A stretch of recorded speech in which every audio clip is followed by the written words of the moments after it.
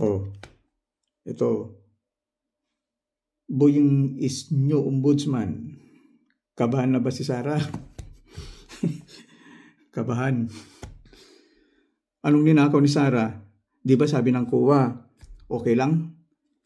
Wala siyang inagrabyo ng pera. At saka yung fund na kinuha niya, meron din sa Pangulo. Yung confidential fund.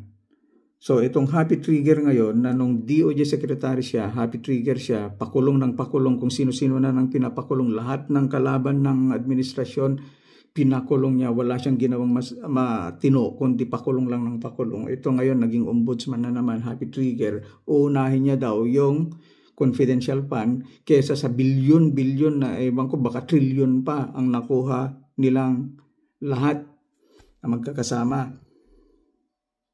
Well, good luck. Good luck na naman sa Pilipinas.